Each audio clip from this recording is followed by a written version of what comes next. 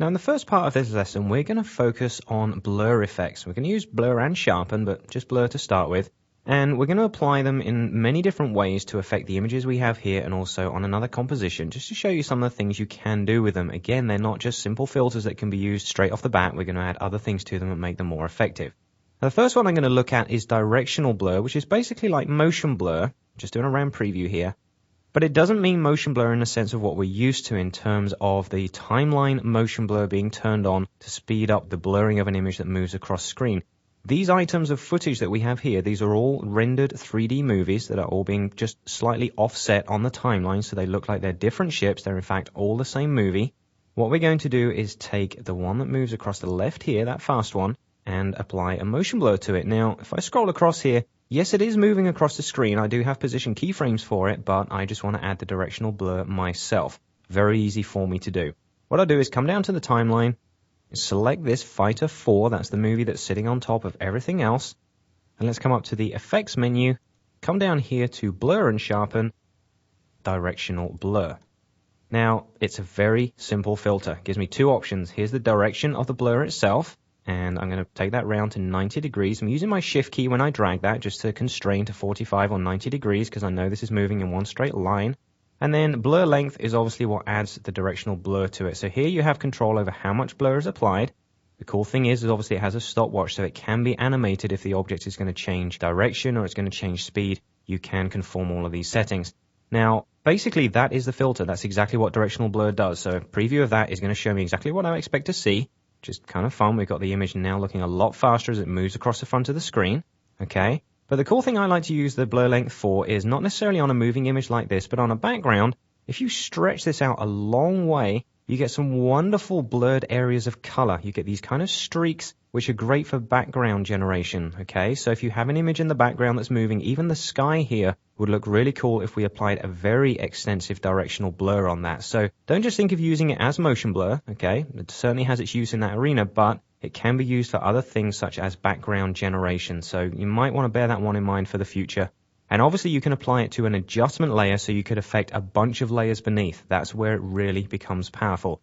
Used on its own, it's used very much like this, just one layer at a time. So I wanted to start out by just pointing that one to you so you can see exactly what it does. Now we're going to deal with a different type of blur right now. I'm going to close this one down. And if I just scroll through the timeline a little bit more, as this ship moves off the side, this one that's in the center right here, that's actually going to zoom up towards us, okay? Now, if we were doing this as a traditional effects shot, what I would like to do is keep the camera focused on this spaceship, so these two in the background actually fade into a slight blur. I'm going to give it a depth of field effect. It's very easy to do, and we're going to use a very simple script to control it. So you can see that the ship moves across here, and that's actually done by 2 scale keyframes. So let's come down to the timeline. Let's select Fighter 3. That's the next one down in the list, and that's the one that we have in the center of the screen. And I'm just going to hit the U key to activate its keyframes. And you'll see here I do have some for position because it is gently moving from the left to the right side of the screen. You can just make out the motion path there. But the scale value is what we're going to be working with. So you see that I have 2 scale keyframes. One where it starts at 20% its original size. And then as we go through time, that grows all the way up to 100. So over this time span, I want to apply a blur to those background layers that also changes at the same duration as this. Now, we could keyframe it, but like I said, we'll use a very simple script to do so. So if we have a look in the timeline, just below this, I have an adjustment layer that you can see here is called DOF, for depth of field. Now, it's an adjustment layer because I want to apply a blur to it that's going to affect everything beneath it, which you see here will be the last 2 fighters plus the sky that's in the background, okay? It's an adjustment layer. It will affect everything beneath it, but obviously the other fighters and the title are all on top of it. So what I'll do is I'll select that, and I'm going to go to my Effects menu, go straight back down to Blur and Sharpen again, and this time choose Gaussian Blur, okay? Let's access that. Let's pull up the effects window so we can see it. And if I just go to the blurriness value here, you see I can click and drag, and that will apply a blur to my background images. Now, obviously, we'll get some feathering around the edge because we are using an adjustment layer, which also affects the background layer, therefore revealing the transparency behind it. So you may just want to scale that background layer up a bit to avoid that. But the blurriness is applied, and you also see here I have a blur dimension setting, which does allow me to apply horizontal and vertical, or horizontal only, or vertical only, which basically, when I apply them, give me a motion blur as well. So you can use this in place of directional blur if you want to. All right, but I'm going to go straight back to horizontal and vertical. That's what I want to apply. Now another thing I want to point out here, let me just collapse this, turn off the effect. I'm just going to disable it by clicking right there and turn off the filter. I'm going to go back to my effects menu, go straight down again to blur and sharpen, but this time choose fast blur. Okay, exactly the same result. If I drag the blur value up, I get the same thing. So what are the differences between these two filters? Well, the main difference is speed. That's why fast blur is called fast blur.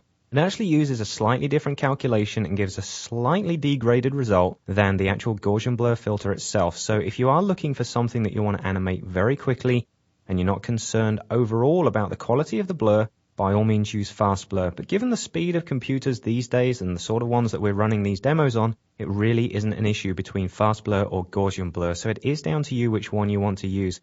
Fast blur, I would be happy using it for something that's maybe web or video resolution. If I'm going up to film and effects resolution, I would more than likely choose Gaussian blur because I do know it's going to render slightly better. But like I say, the differences are very minimal and it's totally down to you which one you wish to choose. But I felt I should just point that one out so there's no confusion. So I'm just going to hit delete and get rid of that one, turn back on the Gaussian blur in the background right here. And if we want, we can always choose our value.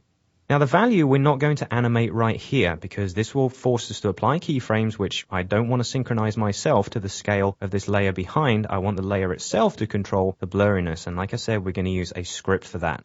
So what I'll do is close the effects window down, come down to the timeline, and we can see here are the scale value keyframes for the spaceship itself, okay, between just over 1 second and across to just over 2. So I'm going to pull us back to where the object starts to scale, okay. We can see it's from this point onwards. And what I'm going to do is select our depth of field layer, which is here. Just hit the E key to access any effect we have, and obviously Gaussian blur is going to come up. And I'm just going to drop that option down, and here is our blurriness value. Like I said, no keyframes, will use an expression. So just hold down the Alt key or the Option key on the Mac and click on the stopwatch. That will apply our script. Choose the Pick Whip tool, and we will point that right up here to the scale property for Fighter 3. It's the only object that scales, so let's make sure we choose that one. So there it's dropped in the script. You can see all the way across there. If I just hit enter to say OK, you'll see the blur value in the background has changed. However, if I just scroll through this, you see as we get more and more scaled, the background image is becoming so blurred that I can't even see those spaceships in the background now. Okay? Now the reason for that obviously is because the script is being applied to exactly the same values as scale. So what's happening here? If we look on the left side of the timeline, just pull this down, we can see that at the moment the scale value is 42.9% where I currently am in the timeline. Let's just drag that down here. We see it's 28.8. We can see that the blur value is also being applied exactly the same amount, and 28.8 pixels of Gaussian blur is pretty extensive, as you can see. So right back at the beginning, the blur is matching it 20 for 20. When we get to the end, let's come across to there, we'll see that 100% scale is equaling 100% blur. That's a lot. That's equaling 100 pixel blur. So what we can do is just customize the script again very simply. Say these are the most simple scripts we're working with here. Brian is going to get much more into depth on these later. And I'm just going to say divide that by 10. Okay, so for every percent of scale, we're going to get just a tenth of that value in blur. All right, so I've hit enter to say OK. And if I now scrub between those, let's go back to the very start at 109. You can see that the blur is only just kicking in. Let's go from just before that. It gently kicks in. And now as the spaceship scales towards us, we see the background image is blurring out until they reach a value of 10. Okay, the scale is 100% at this point. Therefore, at a tenth of the size, the Gaussian blur is being applied at 10 pixels. And that will stay consistent from there on, okay, because obviously there's no other script or no other scale keyframe changes after this point. So let's do a quick RAM preview of that just to check everything. So there's our directional blur on our top spaceship.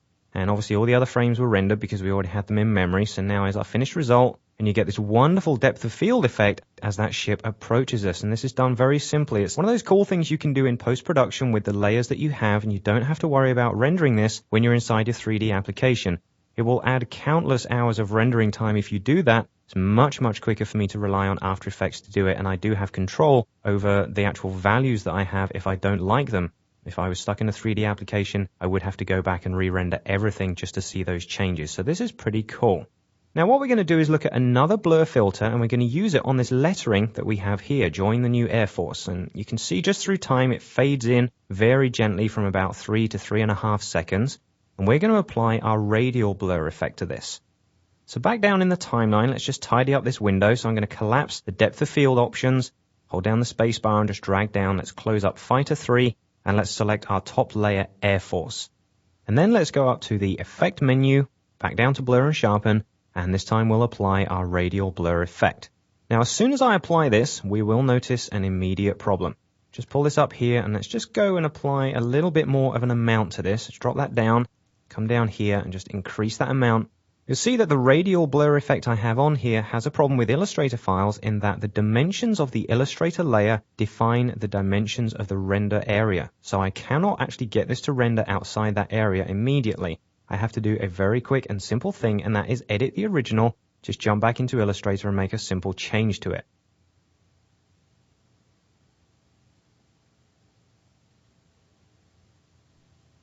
Let's go across to the project window, and down here in our blur source folder, drop that down, we have Air Force AI. So I'm just going to select that. Let's come up to the edit menu, come down here and choose edit original, which you can see is Control E or Command E on the Mac, and that will launch Illustrator.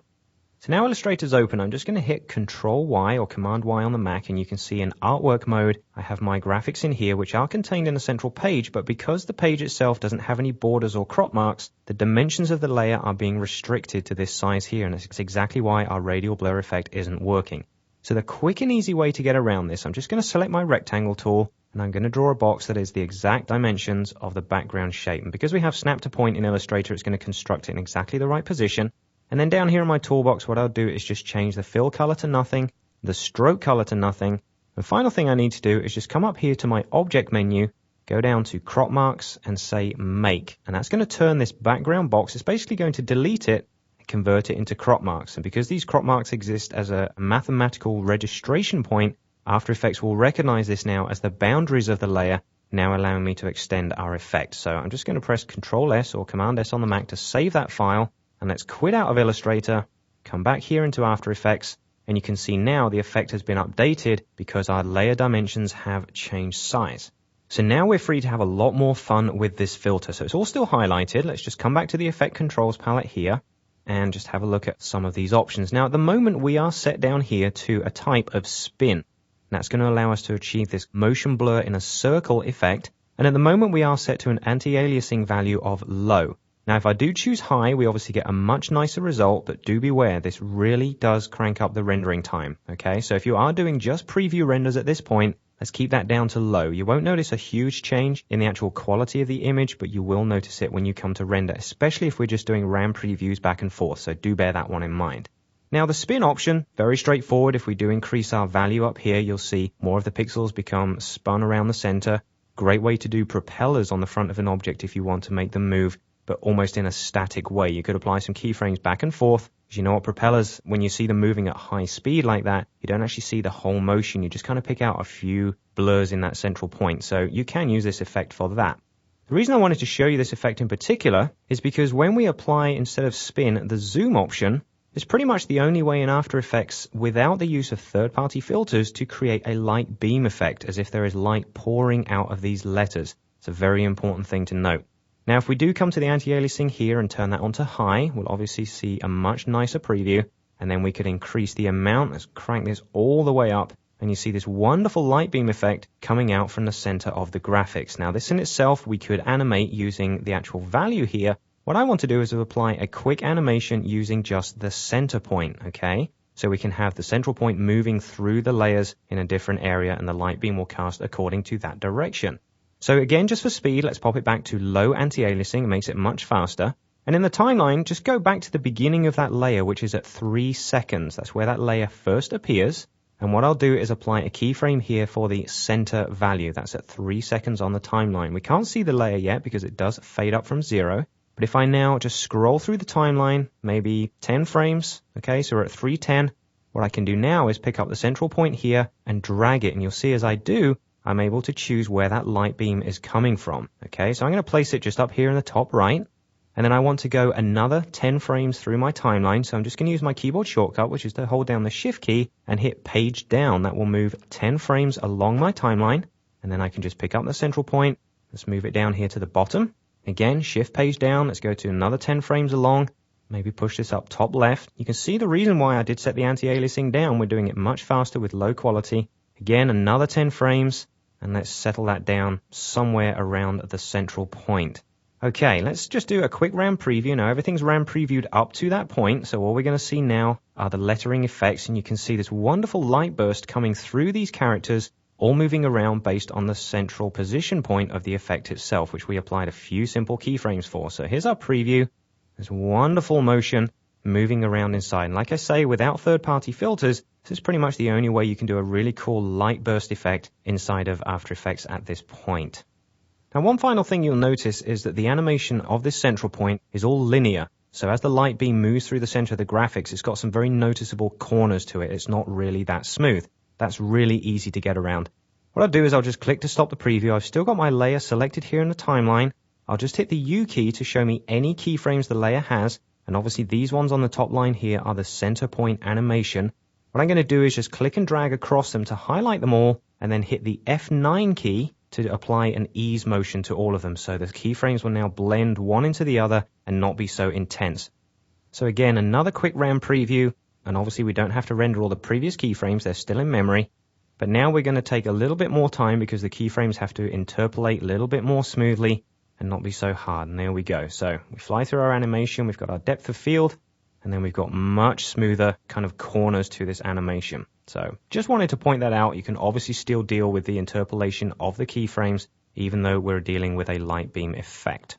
Okay, now we're pretty much done with that. I want to focus on a last couple of blur filters, and for this we're going to go back to one of our previous projects. So let's go ahead and close this one down. And then over here in the project window, let's just close up our blur source folder. We're done with that. We're going to open our second one, which is called Sharpen. Now, a bit misleading because we are going to do Sharpen in here, but the last two blur effects I do wish to apply in this as well. So let's double click, and you'll see that it's basically a very stripped down version of the composition we used earlier in our transition effects, and to this we're going to apply a couple of extra blur filters. If we look down here in the timeline on this project, you can see that I have two adjustment layers already set to work with. First one's called Blur, and the second one is Sharpen. So let's go ahead and turn on the visibility of the first one. So we just have the blur effects layer. I'm going to select that, and then we'll go up and apply our first blur filter. So let's come up here to Effects. Let's go back down to Blur and Sharpen. And this time we're going to choose one called Channel Blur. Now this is going to give us a couple of options. I do want to show you both of them. So let's just pull this over here.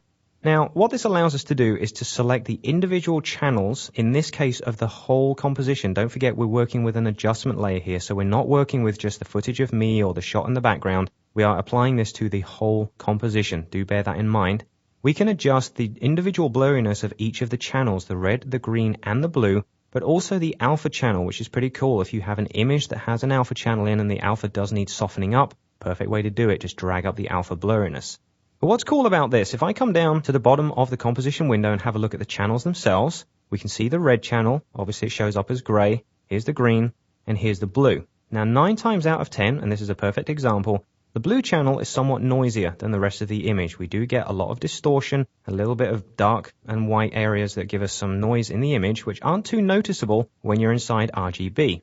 But because we have this ability to go in and blur individual channels, it gives us the option to nicely tidy up this image and slightly soften the blue channel. So hit the F3 key, bring back the effect controls. We can come in here and just gently apply a value to the blue blurriness. Now, it doesn't want to be much. If I do go, as high as 10 or 20 or something, we see this overall fading. We've got this yellow, almost sort of decayed edge around the outside. I don't want to go that extensively. So what I tend to do when I'm using this filter is make sure you're inside the channel you want to edit. So I'm going to go to blue, and you can see exactly how much damage I've done just by applying that much effect. So again, just bring the effect controls back to the front, and let's go back down towards 0. And then we can just fine tune up and just pick the exact value I want. So I'm thinking round about 3 is good enough for me. So it's just taking the edge off the graininess here in my image and also in the background. And then if we come back, turn off the blue channel, you see that we haven't lost too much quality on the image. In fact, we have smoothed out, definitely around the skin tone areas and definitely in the background as well. So it's definitely important that you try out all the different channels in here and see the result that works best for you. But if you are dealing with sort of noise that's in an image, check out the channels down here and see which one is giving you the most interesting results. Come in and apply channel blur and just soften the edge of that channel.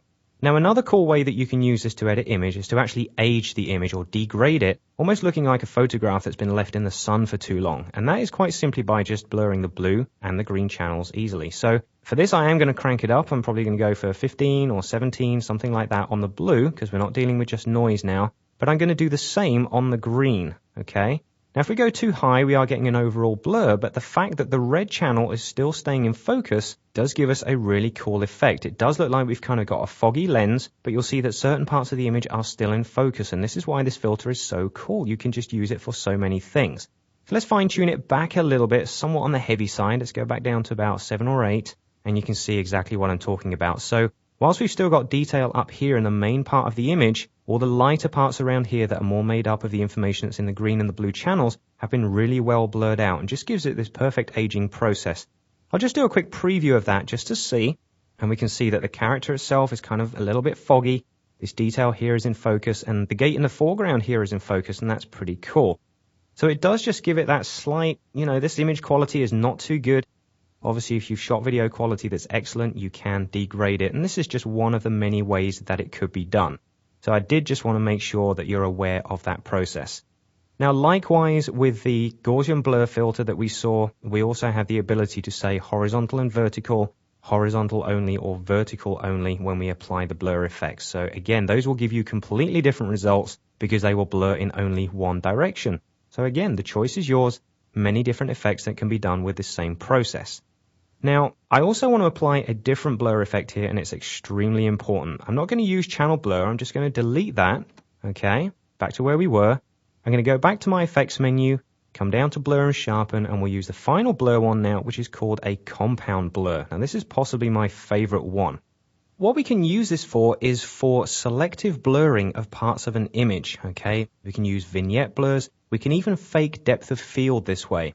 Now, in a different way to what we did with our spaceships just a while ago, and we're going to use that effect right now.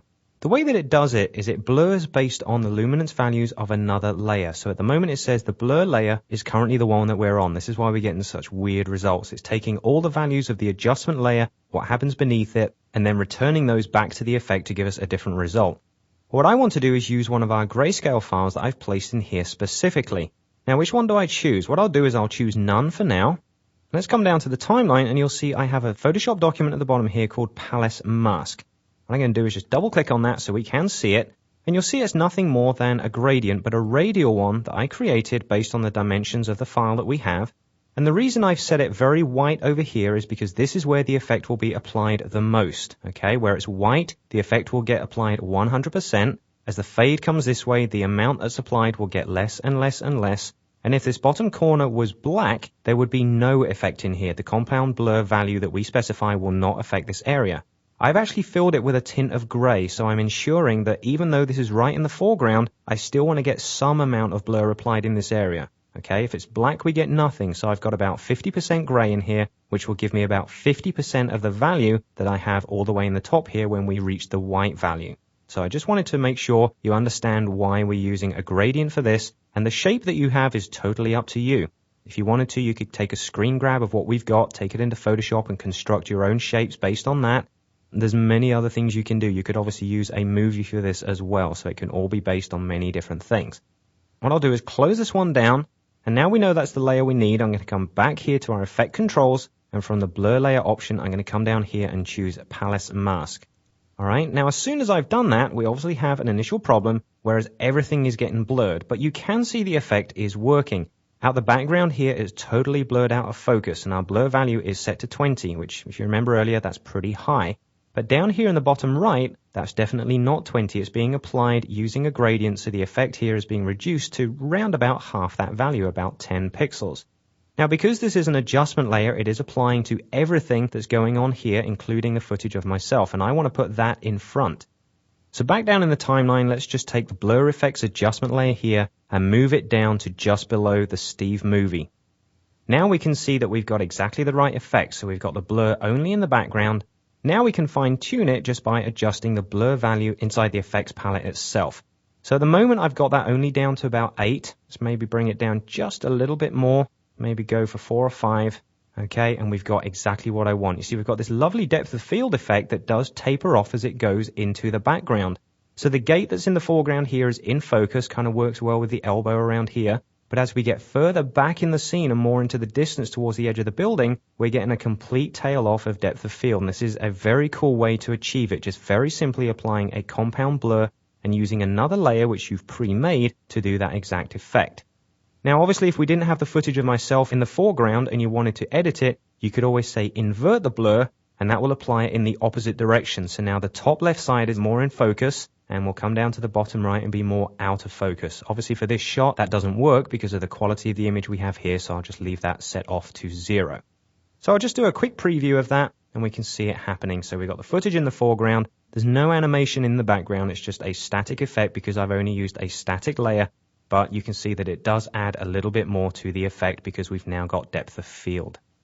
Okay, let's take a look at the sharpen filters now. We've added our blur to the background to give it depth of field, but I just want to show you a couple of the sharpen options. Now, I'm going to come over here in the timeline and turn on the visibility of my top adjustment layer, which is called Sharpen Effects, and to this we will apply our sharpen filters. So let's go ahead and select that, come up to the Effect menu, come down here to Blur and Sharpen, and the first option we'll apply, there's only 2 of them, we'll apply Sharpen, just a very basic option. Now, by default, it comes on with an amount of 0, and we obviously don't see any change in the background. As I drag and increase that, you will notice the sharpen quality of the image gets more and more degraded the higher that we go. Now, this is pretty good for certain types of things. I like to use this to actually add film grain to an image. Now, because we're applying it as an adjustment layer, this is obviously being applied to everything. Don't forget, and that's the reason I would use it on an adjustment layer. But if we have a lot of motion going on and we want this real grainy handheld camera look, this is a perfect way to do it because it's going to pick up on all the pixels in the image and sharpen them pretty much in a generic way. So if I just do a quick preview of that, you won't notice too much difference. You will notice on screen that the image of myself has become much, much sharper. The background is so blurred out, we don't really notice it. But if we had some footage in the background that's very high speed, a lot of stuff going on, maybe even take this whole composition and put it inside another one and just move it around as if we actually have a moving camera on this, we would actually notice that film grain. But I'm not really focusing on this particular filter. That's why I'm not going to go into too much depth on it. I did just want to show you its basic function. But if you are wishing to increase just the general sharpen value of all the layers in the composition, apply it on an adjustment layer and do exactly the same thing. So it certainly has its uses. What I'm going to do is just click to stop that. In the Effect Controls window, Sharpen is highlighted. Let's just delete that. Let's come back to the Effect menu, back down to Blur and Sharpen, and this time we will choose Unsharp Mask. Now, the name of that certainly scares a lot of people. They don't necessarily understand why a sharpening effect should be called unsharp. Well, this actually comes from the Photoshop filter. Anyone who uses Photoshop will be familiar with the unsharp masking technique, and it's a very straightforward one once you understand what these 3 options do. Now, basically, the amount here is the amount of contrast, how much the effect is applied overall. So as I click and drag up on here, let's increase, and you'll see that it's not having as much damage on the background as the previous effect did. There's a reason for that. This is pretty much focusing on the harder edges, the more contrasty pixels that it can see, and is sharpening them. It's not bothering to sharpen all the intermediate pixels that I have here, say in the center or in the background. It's focusing on the outside, okay? We can see quite a hard line building up around the outside of my shirt over here. If I turn off the effect, that differs, okay? So you can see that it's much more selective in what it does. Now, that's controlled by the radius and the threshold. The radius is basically the number of pixels either side of the hardest edged ones it can find to apply the effect to that it actually diversifies. So at the moment, when it finds an edge, it's set to 1. That means it will focus pretty much on that edge and sharpen it accordingly. However, if I take the radius value and increase that, it's going to look to a slightly wider radius and then sharpen more pixels based again on the amount. So it allows you to basically open up the filter's capabilities and find more pixels in the image through which you can sharpen. So you see now this is much more powerful than the sharpen filter. This is why I wanted to spend a little bit more time on it. So what I'll do is just come back down a little bit. Let's go for maybe 4. And we've got a nice amount of sharpening now. It's picking up on the edges. If we don't want so much, then please feel free to adjust it. Now, the threshold is actually the quality of what we're applying here. Now, 0, basically, it's a little bit misleading. 0 means 100%. It means I'm pretty tightly following the effect that you've asked me to apply around the outside here. And the more I increase that, it's actually going to slightly fade that out and degraded the quality so it doesn't keep quite so tight an edge around it. So now it's sort of losing itself a little bit and including more pixels with kind of a generic value. Let's go all the way to the outside. You can see it's almost applying a blur effect because all the pixels are being counted together with a much lower quality. So I do tend to work with that at a much lower value, maybe 3 or 4, something like that. But I tend to concentrate mostly on the radius, which is very important around the edges, and then obviously the amount, which is the contrast, which we can always pull down a little bit more. So what I'll do is I'll turn off that effect here, and you can see there's the original that we had, somewhat different. Turn on this one and we have this beautiful unsharp mask effect, which if I just hit 0 and do a preview of this, we can see a really different image. We've got a gorgeous contrast around this front image here, but the background itself is still out of focus, but we have got more detail in these areas than we had before. So the unsharp mask filter is a really great way to enhance your footage using some very simple sliders. Now we've dealt more with the enhancing type effects, we're now going to go on to the really, really cool ones. And we're going to start throwing a whole bunch of different effects together. So let's tidy up the window. I'm going to close down my effect controls. I'm actually going to close this project down. We can save that for later. I'm going to come back to the project window and open composition number 3, which is called time effects. Let's open this up. We've got some really cool 3D footage in here to play with. Now at the moment I'm down at 50%, and this composition is smaller than the rest, so I'm going to go up to 100%. Just hit the 0 key and do a RAM preview, and you can see what we have is a looping fire background, and this is one of the Art Beats clips from their fire collections. This is one clip I've been using for many, many years. It's got so many uses for dropping in the background because it loops seamlessly, not in this instance because my clip is short, but because it loops seamlessly, it can be used for many different things. I've also rendered from Lightwave 3D this alien which I've composited on top. And what we're going to do is add a couple of time effects. Now, time effects are pretty interesting things. It allows you to produce something that's not quite what you would expect to see inside your program. This is going to be quite specialized. Now, I'm going to go to wherever I need to. Let's pull more around to the front here so we can just see the front view of the alien. And the first effect I'm going to apply is called Echo. So come down here to the timeline and select the top layer, the alien movie itself. And then I'm going to go to the effects menu, come all the way down to time, and you'll see the first option we have is Echo, okay? Now you can see that by the immediate preview that we have, there is a slight difference. If I just turn the effect off and turn it on again, not only is there a color change, but there's a reason for that. If I turn it on again, take a careful look. There is an image slightly offset from the original. Now it's not offset using position pixels, it's actually offset using frames. It's basically taking the image that we currently have, is laying another version on top of itself, but actually telling it to start at a slightly different time.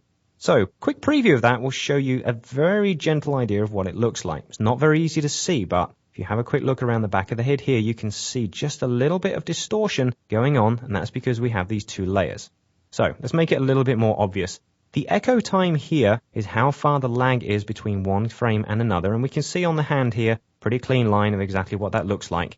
So I'm going to hold down the Control key as I drag on this, or Command on the Mac, because it's going to allow me to drag with much smaller values. Okay, if I just use the standard key, it's going to fly through at quite a high rate. And you'll see that I'm now offsetting by up to, let's say, 0.12 of a second, the separate layers. Now here I also have an option that says number of echoes. Just extend the window out there, okay? And this tells me how many times I can offset this image on top of itself. So again, let's just click and drag on there and increase the number of echoes. So we have 2, we can go 3, we can go 4, and you see it's now opening up this wonderful echo effect where the objects basically repeat themselves. Don't forget this is all being created from one layer. We're not duplicating the layers here and manually offsetting them. This is an easy way to do it. So before we go through any of the other settings, let's just hit the 0 key and do a preview of that. Now you can see there's something really funky. This is just completely different out of the blue. I think it's one of the coolest effects that After Effects has off the bat. It's really nice. So there's many different things we can use to fine-tune this and make it look a little bit more sinister. So I just wanted to show you that preview. Let's click to bring everything back into view. So what I'm going to do is set the echo time a little bit heavier. Okay, I'm going to go in the opposite direction. Let's go about 0.25. So it's going to be about a quarter of a second off.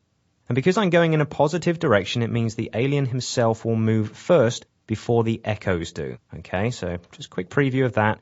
You see the alien's moving and everything else is coming off behind him as opposed to in front, which is what happened a second ago. This is really nice. Okay.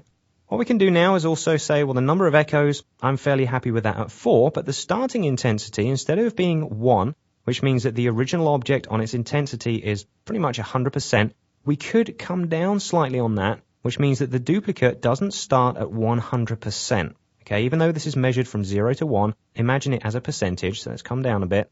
So every time a duplicate gets created from the number of echoes here, the intensity of it will start at 0.85, or about 85%. Again, quick preview of that. Now the original alien is much more visible because the effects that are being duplicated from him are not quite so strong. Okay. We can also affect what's called the decay. This is probably what makes the effect so cool.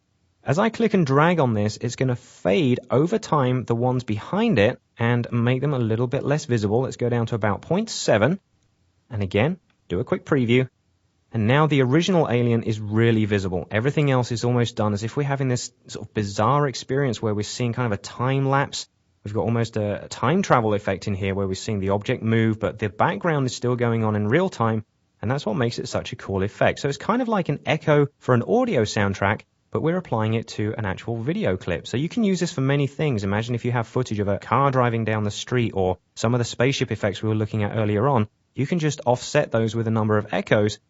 The echoes are also a cool way to actually duplicate layers so that there are actually multiple layers playing at the same time, because you can choose the number of echoes, you can choose how much they're offset. You can do some pretty cool things with this filter. The final thing I want to look at, just click to cancel that out, is what's called the echo operator. Now this is how the effects all add one on top of the other. At the moment it's set to add, which is adding all their effects together. We can go to maximum and it will choose the maximum values. We have minimum, we have screen, very similar to our layer blending modes. What I want to do though is say put my composite in the front. And what that will do is take the original alien and pull him to the front, making sure all the echoes that come off him only appear behind him. So now there's not so much distortion on the front of the image. It's almost like there's a shadow moving behind him, which is replicating the echoes. So if you want to keep the image a little bit more in control, then we can use composite in front. So one final effect. It's not going to be done inside of here. Let's go ahead and close this palette down. I'm going to come down to the timeline and apply one of my layer blending modes. At the moment we are set to normal. I'm just going to use my shortcut of Shift and plus or minus to go through them. And I'm just going to go ahead and choose Add. Let me go through to where that one is. And you can see that the effect that we end up with, if I just do a round preview of that, is kind of like a translucent alien where it is almost completely transparent, but the highlights that we've generated and the echoes are working together to kind of lift him off the flame background. So it's almost like we have a character that's made out of clear skin or clear liquid almost, and that's purely by adding a very simple layer blending mode to a cool effect that we've done using echo. Okay, let's apply another two very quick effects to this just to try out some different time options. What I'm going to do is hit F3 to bring back the effect controls for that layer and turn off echo. I'm going to keep it because you might want to use it at another time. And then I'm just going to use the Shift and the minus key to go back through the layer blending modes until this layer is back at normal. Okay, so make sure you're reset to this particular point. What I'm going to do now to this layer is go back to my time effects. So let's go to the effects menu, go all the way down to time. And this time we're going to choose posterize time. Now this one is pretty interesting. It imposes a specific frame rate on your footage regardless of the frame rate it's been generated at. But what it doesn't do, it doesn't just slow it down the way you'd expect it to. It actually keeps up with the original frame rate. What I mean by that is it actually chooses the number of frames it's going to display, but displays them according to where they currently are in the animation. So let's bring this all the way down to about 5 frames a second. Do ourselves a preview. And you see what happens is the character is being slowed down to play only every 5th frame. So it's not time stretching them so each one plays 5 frames apart. It's playing every 5th frame. So it gives a really cool sort of stop motion feel to this animation. Imagine what that's like if you apply echo to it. You do get much more of an interesting effect. So obviously we can apply that. Let's just come back here, turn on echo, and let's drop it below posterized time just to see it's applied afterwards. And now our preview will look something different, okay? Just another little way of playing with things. It's totally up to you whether you want to apply that. Okay, again, I'm going to disable echo, and let's just drop it behind posterized time. We could adjust this in any direction. Obviously, if you wanted to, you could even go beyond and show 80, okay? So what will happen now is you'll see every frame, but basically at 80 times its original speed. So it's kind of an interesting process, gives it almost a slow motion stutter to it, but this filter does work much better at the lower end. That's exactly why we would use it. So even down around 10 frames, it's going to show every 10th frame of the animation. Just give it that little sticking point. So posterized time is very, very simple, but it's pretty cool in the type of things that it can do. Wonderful stop motion if you've got stuff moving in the foreground at full speed, let's go ahead and turn that one off. We could go to the flames in the background and apply posterize there instead. So let's come down to the timeline, select the Inferno loop, the movie in the background. I'll go to my effects. Let's come down to time and go ahead and choose posterize time again. And in the effect controls, let's just drop down the frame rate to about 6 frames, or every 6th frame. So now what we see is the alien playing in full speed, but the background is pretty much being slowed down almost to this static slow motion. So you can see, really cool way of mixing full speed live action and slow speed live action by playing a certain number of frames per second. Really cool effect and very, very simple. Okay, now we're not going to use that. I'll disable that. Again, you can always leave it on there just so you can play with it in future. We're going to use one final effect here, which is going to be applied to the alien. So I'm just going to come back to the effect controls here. The alien movie effects are still selected. So if I do click on that, it's going to select the alien layer for me. So we don't have to go back to the timeline and select it. What I'm going to do now is apply our final time filter. So let's go to the effects. Let's go down to time and choose time difference. Now this one, it works in a pretty interesting way. It allows us to mix 2 layers together using both image difference, kind of a layer blending mode that you've probably already played with, but also time difference. So there is a time offset as well as a contrast. So we've at the moment got it applied to the layer itself, and we don't see much change because it's taking the same layer, applying it on top of itself with also a contrast of 50%. So we won't really notice it. Well, let's go and choose the Inferno loop movie instead. Now we have something different. It's actually mixing these 2 layers together using an image blending mode of difference. Quick preview of that will just show us. So it's almost again like the object has become transparent. You could achieve this effect using layer blending modes anyway, because you could just apply difference to the alien and it would work the same way. The cool thing about this effect though is how it actually works with regards to time offset. So you can actually choose a different offset value. See, as I drag through here, I'm choosing where I want the flames to start playing from. So I could start from 2 seconds along. Let's hit preview. And now there is a different percentage of the movie being played in here. So the flames don't match up. It's kind of a cool way to almost do a picture in picture, but with slightly slowed down effects. I think it's pretty cool and very interesting with what you can do to it. Now also importantly is the contrast value. So if I click and drag on that, we can crank that all the way up to maybe about 80%. Let's just see it a little bit stronger. Now it's looking pretty interesting. Like I say, the backgrounds don't match because we now have this lovely offset. It's working pretty well. Okay, there's our preview. And then you can apply some simple things like absolute difference. So it kind of works with the absolute values of both layers rather than mixing all their values. Kind of takes the strongest ones.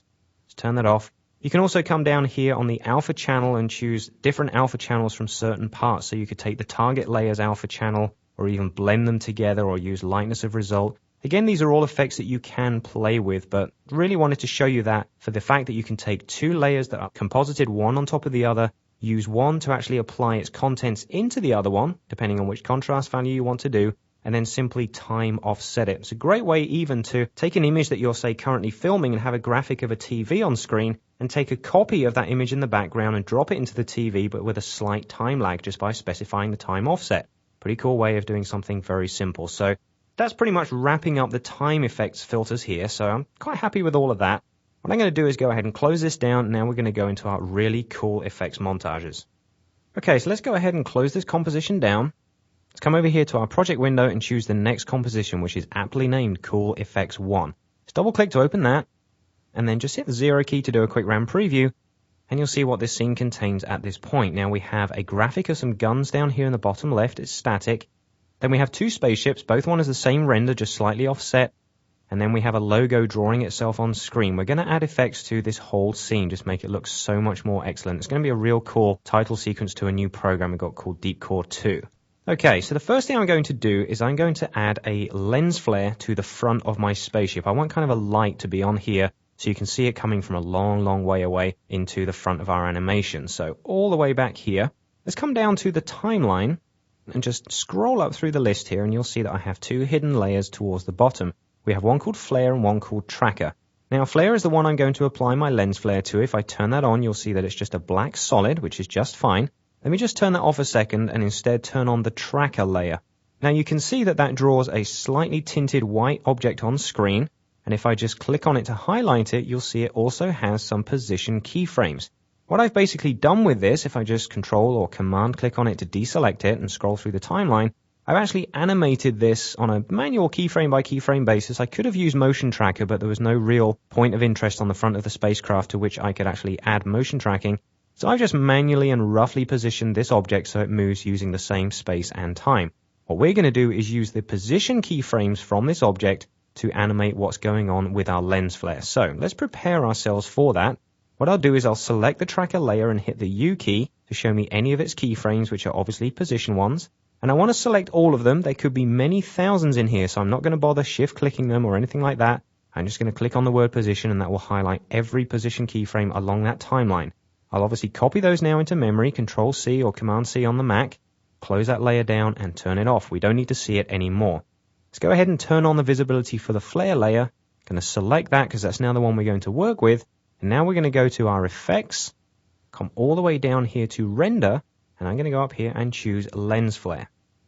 Now anyone who uses Photoshop will recognize this filter. It's exactly the same as the one that we have in Photoshop in terms of the options, apart from the fact this one can be animated. It's even worth pointing out that if you hit the About button here, this was originally written by John Knoll, who is the creator of the original lens flare inside of Photoshop. Now we have control over a few of the options here. We obviously can adjust the brightness, so if we crank that value up, we almost have an explosion-like effect. And I do tend to use this in effect shots if I do want to kind of mask out this huge explosion and then fade back in and you see the clouds or flames coming out from underneath. So the lens flare is used in a lot of different ways. We can even blend it with the original if we want to, but that's not an item I need to worry about. I need to choose the lens type, and that's the kind of coloring and spark effects that it's using here to render. So the default is 50 to 300mm. I could choose the 35mm prime. The one I like to use is 105mm prime because it creates a very blue, sparkly effect with not too many halo lines coming off it. If we just bring the brightness down here, we can see exactly that. So I'm going to come down to kind of 90. I don't need to specify an amount at the moment, because what we're going to do is use a very simple script to animate the values here. So it's kind of crackling and flickering. We're not going to use keyframes. So again, another simple script, just like the ones we've been using already. What we want to do, though, is animate the flare center. Now, if I obviously pick up the central point, move it around, we can see the lens flare moving around the scene. What I want to do is use the keyframes that we copied and then paste them in here for the value so the animation is complete. So come down to the timeline again. We've got our flare layer selected. Let's hit the E key to show the lens flare effect is on here. Drop down its options and you'll see that flare center is already highlighted because I was just moving it around on screen. If I now paste, Control V or Command V on the Mac, I've now pasted in those position keyframes that we copied from the motion track layer. If I just scroll through here now, you'll see that the lens flare is moving the same speed and the same angle as the track layer that we had a second ago. Now, it's not very easy to see because obviously we can't see through the lens flare. The lens flare by default gets rendered on top of the layer it's currently applied to, and you also see the pixels of that layer beneath. If we applied it to the actual ship itself, because the ship has an alpha channel, the lens flare would not render beyond that alpha channel. So this is why we did it on a separate layer. But this is really easy to remove the background on. So just go ahead and close that down. What I'm going to do is apply one of our channel effects to remove the background. So let's go to our effects menu, go down to the channel filters, and come all the way down here to shift channels. Now what this will do, if we just close up lens flare, it allows us to shift around the channels inside this particular layer. It's not using any other layers. And allows us to reconstruct the image based on various other channels inside the image itself. So we could obviously swap the red for the green or the blue, that kind of thing. Very, very straightforward if you want to do color effects. What we're interested in here is the alpha channel. At the moment it's saying let's take the alpha from its own alpha. It doesn't have one. That's why we're not seeing through it. But what this layer now does have, because we applied lens flare, it has luminance values. It has levels of black, white, and gray, which form brightness, which is luminance. If I now choose that, I can make an alpha channel from it. So it's generated an alpha channel from the lens flare generated pixels. Now this also presents us with another slight problem, and that is the fact that this lens flare was generated on a black background. Therefore, the lens flare that we're now seeing through is actually being partly pre-multiplied with those black pixels and is actually showing us more of a gray effect rather than the bright lens flare I would expect. It's not very easy to see on this blue background, so what we're going to do is quickly isolate the file and just show this effect. So come back down to the timeline and let's just solo this layer on its own so we can see it. And you'll see that it's actually composited onto the basic black background of your composition. If you don't see that and you're actually seeing a transparent checkered background, you may have actually changed the preferences throughout this demonstration. Just hold down the Option key or the Alt key on the Mac and click in this area here. That will enable or disable that particular background. What I want to do is change the overall background for my composition. So very quickly hold down Shift Control and B or Shift Command B on the Mac to bring up background color. And I'm just very quickly going to select this light gray here and apply it. Now you can see exactly what I'm talking about. We have some dark pixels around the edge here. We shouldn't be able to see any of this because this layer is only supposed to be kind of a white lens flare with some blue. We're actually seeing black in here or grays because this is left over from the multiply effect. Now as we come through here, you also see some darker rings around this part here, which is the refraction, and also these very sharp central points, which are also gray as well. This is a very easy effect to get rid of. So F3 will bring back my effect controls window. And what I'm going to do is again go to effects. Let's go down to channel and then come down here and just select remove color matting. And as soon as I choose that, everything changes to exactly the way I want it to be. The reason for that is the default color that it's going to remove is black. And obviously that's the color that we are having the problem with. If we generated this, let's say on a blue background, obviously you could select the blue in here and that would do the same job. But now you can see everything is much nicer. We've got almost yellow lights here where the lens flare is yellow. And here we have a much stronger white. So if we come back down to the timeline and just turn off the solo, we now have a much stronger effect. If we just pull the effect controls back a second, turn off remove color matting, you can see the difference. We pulled back all that white lens flare back into the scene just by removing its color matting. Now, one final thing I did want to do was to adjust the actual value here that's used for brightness.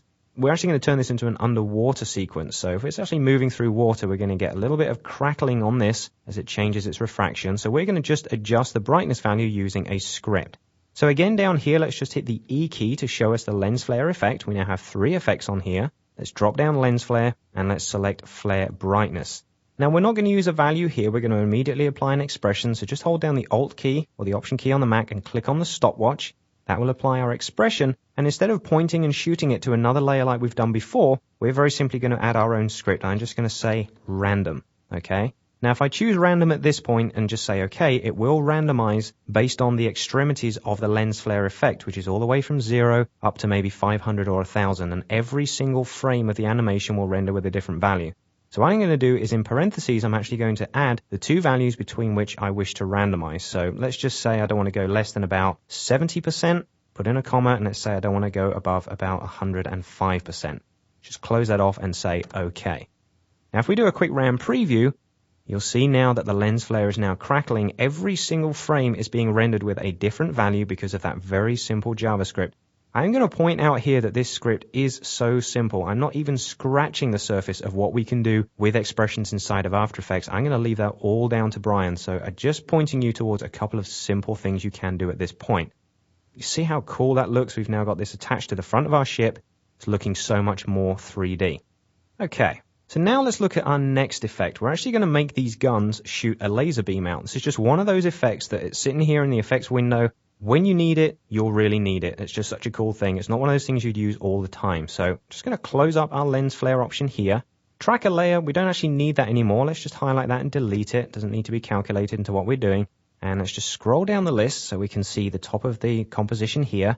And again, let's add a solid. Let's just hit Control Y or Command Y on the Mac and apply a solid here. I'm going to call this one beam because this is going to allow us to shoot a laser beam from this gun. Again, making sure it's the composition size and say OK. That's now added to the top. Let's turn on anti-aliasing, keep it smooth. What I'll do now is go straight to the effects menu, go all the way down to render, and then all the way at the top of this list here we have beam. I'm going to select that. Now you'll see what it does is because I created it on a solid layer, it's now removed all of the solid itself and just left me with this light beam in here. We're now going to figure out exactly what to do with it. So let me minimize my window down here so we can see what we're up to. And let's come across here. So we're going to focus on this particular gun, just shooting a laser beam in this direction. Looks very simple. Looks like we're going to draw a line here, but it really does make an additional effect by creating it in 3D, just from a straightforward filter. So let me show you how this works. The starting and ending points are set over here by default on the left and right hand side. So why don't we just go ahead and pick those up and let's move the start point down to the front of this gun right here. The end point, it's pretty cool. You can just move it to the top of the screen and decide where you want the end of that laser beam to actually finish. Okay, so we've now specified those 2 points. F3 just to bring that palette back. And all we need to do is adjust the length and the time. And this is obviously how quick this effect actually happens. So if I set the length at the moment is 25%, if I stretch that out, you see we could go all the way to 100. So it gives us a constant line. I'm going to come down about half that, about 50%. And then the time is how quickly it's actually happening. So if I just drag time back here, you can see that the beam actually disappears now into the start point. Kind of looks like it's disappearing into the gun, but we're not being that clever. It's actually dropping it back, and now we can go through, come all the way up here, and it will disappear off the top of the screen. So all we need is a simple keyframe animation that will make that happen for us. So on the timeline, I'm actually down at 0 seconds. Doesn't matter where we are because we can just move this whole solid to a different point in time. I'm going to turn on a keyframe for time, and then I'm going to make it happen maybe just over 10 frames. So again, our shortcut, Shift, page down to move 10 frames through our timeline. See here now we're at 10 frames along, and let's just take the time and crank that all the way up to 100%. If I just scrub through the timeline now, we can see the animation is there. We have one laser beam that's happening over 10 frames to give us our shot. Now, there's obviously a couple of things we can do to enhance that. Like I said, we can go more 3D, so there are further options down here in the palette. Let's come down here. These are the 3D options, the starting thickness and the ending thickness, and these are pretty important. At the moment, they're the same. That's why we're seeing this constant beam. So if we go to the starting thickness here and increase that, it will push it further away. That's because it's working in 3D. Let's go for about 30%. And if you want to, just move your timeline back a little bit. Now you can see the effect almost looks like a lightsaber. It's very easy to create your own effects this way. At the moment, the ending thickness is a little too thick. I want to bring that down to about 5. You see now we have a much more three-dimensional shape that's disappearing into the background over here. Now obviously we can adjust the softness, so the higher we go, the more feathered it is, and the blue halo around the outside here is much more visible. Or we can crank that all the way down and produce a much sharper effect, which for lightsabers is pretty good. It almost makes it look like it does have a sharp edge. I'm going to go for somewhere around the middle, 50 or so %. Happy with that. And then a little bit further down, we can just adjust the inside and outside colors. So I want the light blast itself to be white. So let's just go ahead and click there, bring up our color window, and let's go ahead and choose a fairly light color. Okay, there's our strong central white beam. The outside is blue. I can actually leave that as it is. It kind of matches everything that we've already specified. You do have an option here to turn on and off 3D perspective, so it will shorten it down, but the 3D perspective is exactly what I wanted to see. I do want it to disappear over time. So what I'll do is quickly shut that, just hit the 0 key and do a 10-frame RAM preview, and there we can see this wonderful laser beam being shot out from those guns. Now that looks really cool, and you could obviously duplicate this layer or add multiple settings to this so the keyframes bounce back and forth and have constant laser beams shooting out. I'm going to leave that as it is and leave it up to you to have more fun with that. We're going to concentrate now on a couple of other effects. So let's come back down to the timeline. Just scroll down here, you'll see I have an adjustment layer called Wave Warp. We're going to turn this on now. Okay, select that. What this is going to do is now allow us to treat this as if it is a completely underwater atmosphere. Because it's an adjustment layer, it's going to affect every layer we have beneath it. That includes the guns, the lens flare, the 2 spaceships, and the ramp, which is the gradient which I'm using in the background for the dark effect of blue to give us this underwater depth. So the Wave Warp adjustment layer is now selected. I've turned on its visibility. Let's go up to the Effects menu, come all the way down here to Distort, and then right at the very bottom we have the wonderful Wave Warp filter. Again, one that you will be familiar with from Photoshop. Works very much the same way, but obviously we have the option of animating it. So again, let me just close up a few of the options here and do a very quick preview of this. And you'll see that all the layers below which we have this effect applied to are now being beautifully distorted, as if we're looking through either the side of a glass window here or we're actually underwater ourselves, and we have this cool rippling of everything that's underneath. We're not going to spend too much time on this because this effect is so crazy and so in detail that you could do so many things with it. I'm just going to customize some of the settings to suit exactly what I need to see here. So the first thing I have is the wave type, the type of effect that's being used to distort the background. At the moment, I'm using a sine wave. I can change it to square, which produces these offset, almost Venetian blind type effects. We have triangle, we have sawtooth. Again, all these things, please feel free to play with them. Noise is also interesting, kind of looks like a shockwave effect depending on the size at which you apply the settings, width and height. So again, cool things that you can do with it. I'm going to go back to the default of sine because I want to keep this smooth up and down wave effect. But then I'm going to adjust the wave height. At the moment, it's a little too distorted for my liking. So I'm going to bring the height down to about 3. So it's just about there. And the width, I'm going to increase a little bit more to about 50. Okay. So by reducing the wave height, I've actually fine-tuned it so there's not so much distortion going on here. It doesn't look like we're actually looking through a piece of very distorted glass. It looks more like we're actually inside the scene and just seeing the natural ripples of the water itself. And you see now we have a much, much slower preview on that just by adjusting the wave height there. Okay, let's bring that back. Now, obviously, we have a choice of the direction, which direction we want the waves to go in. Well, left to right is absolutely fine by me. I'm down a bit more. The wave speed, you can obviously adjust higher or slower. If you want to make the waves happen a lot faster, let's crank that up to around 5, do a quick preview of that, and you'll see that all of a sudden it's going to get quite out of hand because it's moving too fast. So just wanted to show that to you. I'm going to use the default there of 1.0. Now, quite importantly, we have this pinning option. If you see at the top of the composition here, especially when I do a preview, because this is an adjustment layer we're applying this effect to, the whole composition of layers beneath it is being distorted, so we're actually seeing through the edge of the composition here to what's going on beneath. So what we can do is tell the pinning to pin all edges, and what that will do is push the edges back out, but only concentrate the wave effect into the very sort of center of the edge. So it does pull everything back on the outside, gives it a real nice tidying up option. So another important thing down here right at the very bottom is the anti-aliasing. Now, exactly the same reasons that I showed you on the radial blur effect earlier, rendering times. We're set down to low quality at the moment, and if I do hit 0, you can see just how long it's taking to render each one of these frames, and we are at half quality at 50%. It's taking quite some time to do that, okay? If I crank this all the way up to high quality, we get a wonderful render, but you can see that every single frame is taking much longer. So this is something you only want to turn on when you're committing to doing your final render at the end of the day. So do make sure in all these construction modes that you do work with low anti-aliasing. You can switch it every once in a while just to check the quality is looking good, but when you're doing previews, I do recommend just that. So I customized that to exactly what I want. Let's go ahead and close this down. Now, one thing I did want to point out, obviously, is the accuracy of what we're doing here. If we were rendering this scene correctly in an effects shot, the chances are that the lens flare would not be distorted inside the wave warp. So you just have to adjust your layer orders to make sure that the lens flare is rendering on top, but you'd also have to apply a mask to it so it still appears effectively behind the guns. And these are all using channel effects which are covered inside these training sections. So just something I did want to point out just in case you're wondering, well, this doesn't quite look right. You're absolutely correct. It doesn't. So just wanted to say that. Okay, we're going to look now at another quick effect because we're adding some distortions now to our whole set of layers. I'm just going to move to round about here. And just one quick thing I wanted to point out. We did the emboss filter earlier on. We created a wonderful title animation for Planet Travel using the emboss function.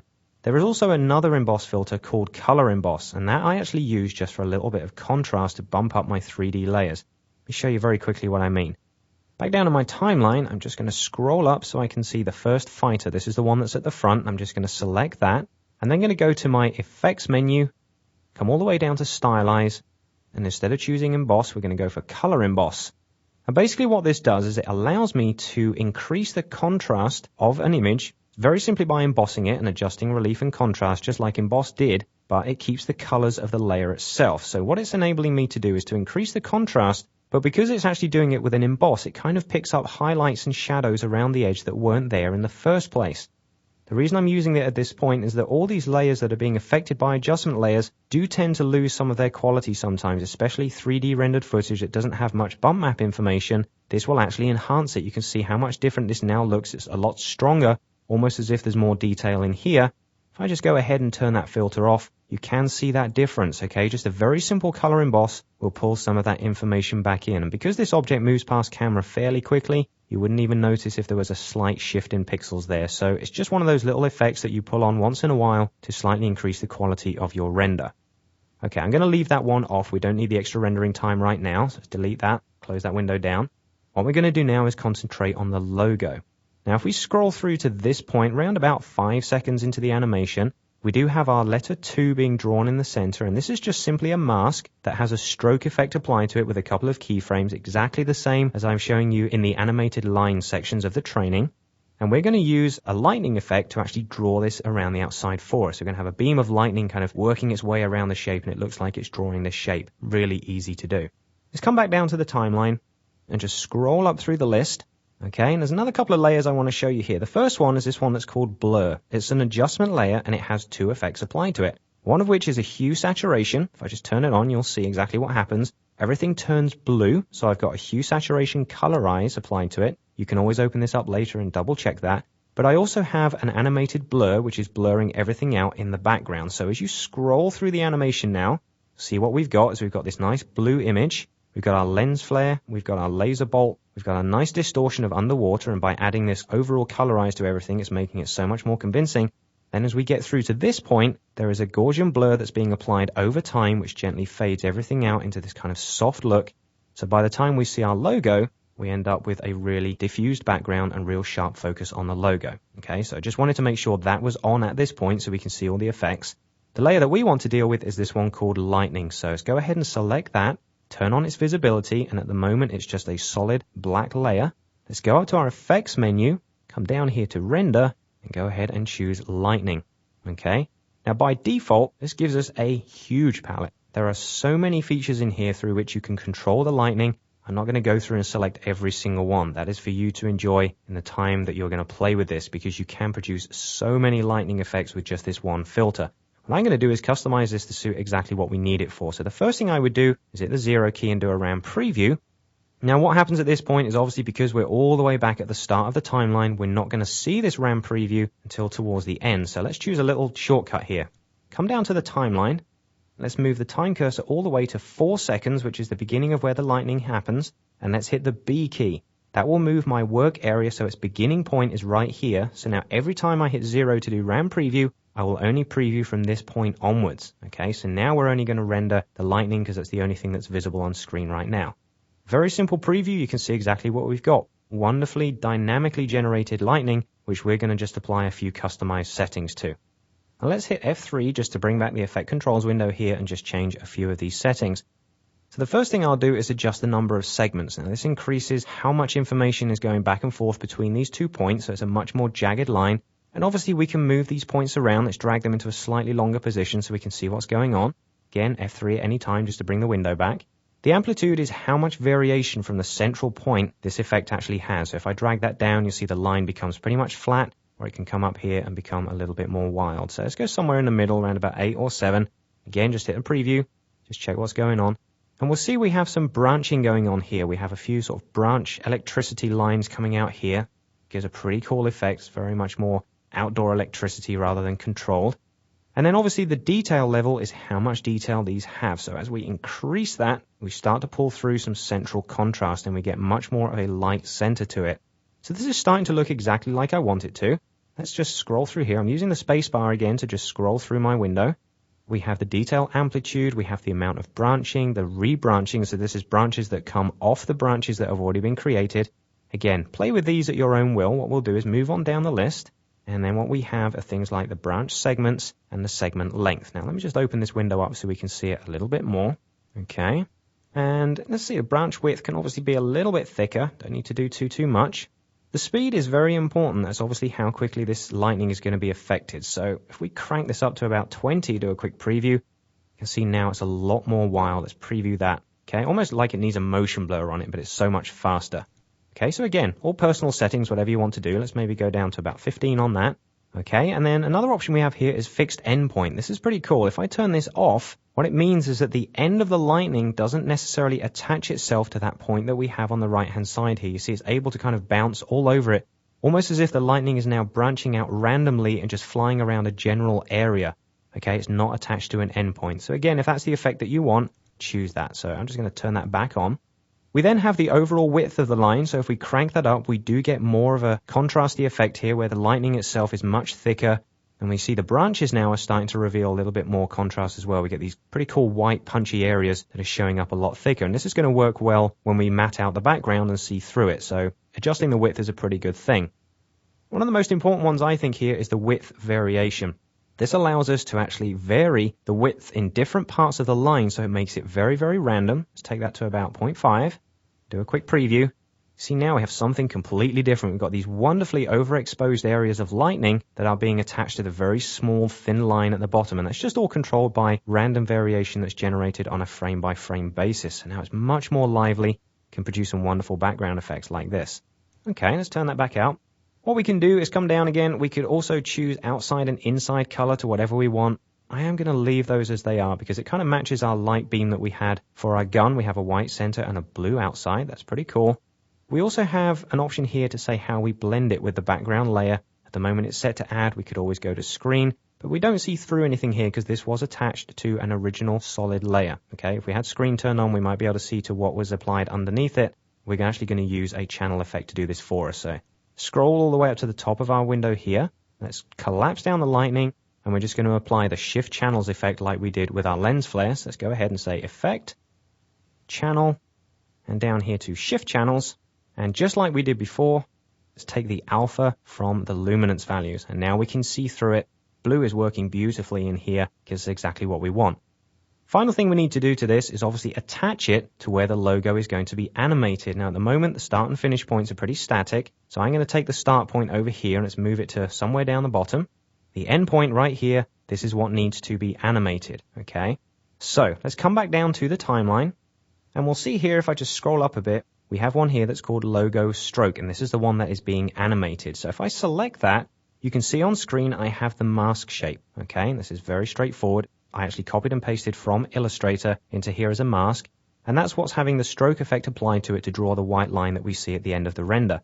What I'm going to do is take that mask and use it for position values for the endpoint of our lightning so it attaches itself perfectly. So logo stroke is highlighted. I'm just going to hit the M key to show me the mask, and I've got a mask here called logo 2. So I'm going to go ahead and click that to select it. You see all my highlighted points on the right hand side. Just going to press Control C or Command C on the Mac and copy those into memory. Don't need that anymore. Let's collapse that down. Let's come back to our lightning layer and hit the E key to show me the effect. Here's our lightning. Let's drop this down, and here is our endpoint. This is the one that we wish to animate. The start point stays totally static at the bottom of the screen. Let's do like we did before and just highlight the property we wish to affect, in this case the endpoint, and just paste. Control V or Command V. And what that's done is it has pasted in an exact duplicate of the mask but converted it into position keyframes. So if I just scroll through this, you can see the lightning is working its way around the general shape of the logo, but it's not at the right speed. That's because by default, it's 2 seconds long. Okay, the logo actually draws over 3. Okay, it finishes at 7 seconds, and we want that to match.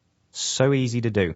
Hold down the Alt key or the Option key and select the last keyframe. They're all still selected. Do remember that.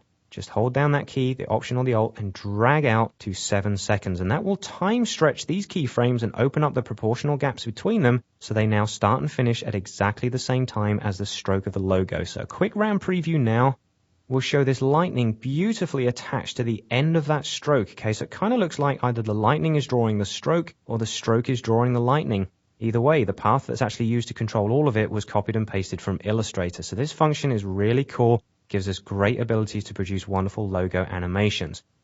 What I'm going to do is come back down to the timeline quickly. Let's move our time cursor all the way to the very start point and hit the B key so we move our work area all the way back to the beginning and do one final round preview. So here's all our effects that we've created. We started out with a simple lens flare that was applied on top of a solid. We then used some really cool color matting techniques to just drop out its background so we can see through it. It was tracked onto the front of the ship by just simply copying and pasting some keyframes that had already been motion tracked, so that was really easy. Obviously, we then adjusted the brightness of the lens flare using a very, very simple JavaScript. Then we had our laser beam that's shooting off at the start here, and then we have our blur over the whole background, and finally we end up with our wonderful logo animation that was all done with a lightning filter. Okay, so that composition is now finished. Now, I wasn't joking, was I? I said it was called Cool Effects 1. There's some pretty cool effects we've got in that scene. We're now going to produce one more set of cool effects in our final composition. So let's go ahead and close this one down, come over to the project window, and open the final composition, which is also aptly named Cool Effects 2. Let's double click and open that. Once again, we're back with our alien graphic that we saw a little while back with our time filters. So I'm going to go up here and choose 100%. Let's check we're on full quality. Again, quick round preview. There's nothing been applied to this. We've just got the composition as it is. What I want to do is show you a cool effect that's called strobe light and allows me to kind of adjust the brightness or the color levels of this object so it looks more like it's mixing in with its background. Something that would take a lot of time to do if you were using an adjustment layer or trying to color the layer itself. This filter is one of those that sits in the palette and you think, when am I going to use that? This is a perfect example of why. So what we'll do, let's come down to the timeline and select the Alien Movie. It's a layer with our transparent background that we can see through. Let's go straight up to the Effects menu. Let's come all the way down to Stylize and choose our strobe light effect over here. Now, as soon as we see this, we don't actually see any particular difference with our file. Let's just collapse this window up a touch more. It's not until we do a preview that we do notice something different. Okay, here's our preview. You'll notice that every once in a while, the layer is being completely filled with a different color. That is basically the effect of strobe light. So it's just replacing whatever's in there and giving me a slightly different effect. Now this is good for one particular function which the filter has inside its properties, so let's hit F3 just to bring that back. If we come to the strobe option here, we have it saying operates on color only. What that's saying basically is let's just replace it with color. I can say makes the layer transparent. So what that means again with a preview is every time a strobe is going to happen, it's actually going to remove the layer and make it completely transparent. Now if you adjusted the duration and the timing of the strobe and also its randomness, this is how you could produce a really cool flickering effect with some footage that's been composited, so you can have kind of figures that kind of crackle and fade in and out very, very quickly, purely based on these random properties. So I just wanted to point that one out. It's not one that I'm going to use right here, but I did want to make it apparent that that's exactly what that function does. We are going to go back to operating on color only. So let's go ahead and change some of these settings to suit what I want. Like I said, we're going to make it look like the flames are a little bit more sort of reflecting on the body of the character. So we're going to use a strobe light to actually do color adjustment for us rather than the basic effect that we've seen there. So what I'll do is I'll come and choose the strobe duration. At the moment it's set to 0.5. It's a little slow. Let's make that about 0.35. And the strobe period itself, this is the amount of time that it's up there. Let's go for about 0.5. It's even quicker. So again, another quick preview of that. We can see now it's much faster. And if we want to, we could adjust just the amount of random value to that, maybe to about 25%, but I'm not overly concerned about that. What I am concerned about is how it blends with the graphics in the background, i.e. the alien layer to which it's been applied. So the strobe color here is going to choose the color of the strobe effect. So I'm just going to choose the eyedropper here, come over and pick one of the colors from our background, because obviously this is what we want to reflect in the image itself. So we may as well choose one of those colors. And I'll go for this light orange over here.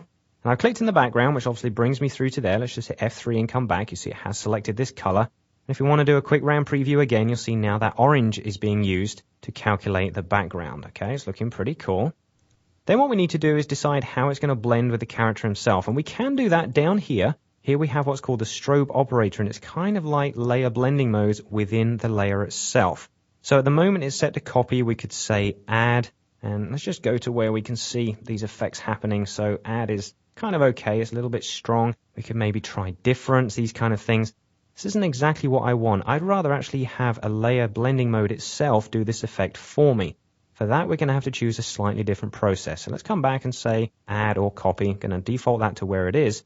What I'm going to do is, because I have to use a layer blending mode, I can't apply this effect to the alien itself. I need to apply it to an adjustment layer. But because the adjustment layer will be on top of everything, everything would change. The strobe light would affect the flames. It would affect the ones that we're going to have on the front. So I'm going to show you a different technique. Let's quickly scroll up the top here. I'm going to take the strobe light that we've got, and I'm just going to press Control-C or Command-C to copy that effect to my memory, and then hit Delete. I'm going to remove it from the alien. The reason I've copied it is so that I can paste it down in a second without applying all the changes again. Now, in order for this to work, the alien needs to be in a separate composition, so I can apply just the adjustment layer to him and then bring him back in here. And that's a very simple process of pre-composing. So the layer is already highlighted inside the composition. I'm just going to go straight up to my layer menu. Let's go all the way down here and choose pre-compose. And then we'll just choose the basic options. We'll say move all attributes into the new composition. I'm happy with that. Doesn't really matter which one I choose at this point because we have no attributes on this layer. Go ahead and say OK. The alien looks exactly the same, but he's now contained in a separate composition, which if I hold down the Alt key or the Option key on the Mac and double click, I can open that one just on its own, which is exactly what I want. Let's make sure I'm right back at the start of my timeline. Okay, and I'm going to hit Control-Y and create a brand new solid. And this is the one we're going to apply our effects to. I'm not going to change any of these settings. I'm just going to go ahead and click OK, and then very quickly turn it into an adjustment layer by clicking right here.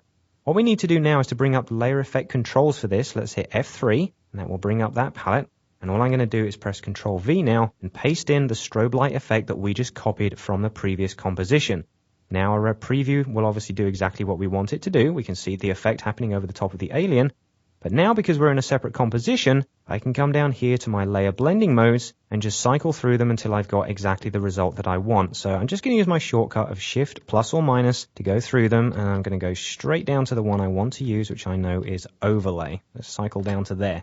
Now you can see that it's now overlaying the colors onto the background. Again, another quick RAM preview shows this wonderful flickering effect now. We still retain all the color inside the layer, but so much nicer color contrast here that's being reflected off his body. So this is all now complete. Let's come back into our Cool Effects 2 composition. So we're back where we were.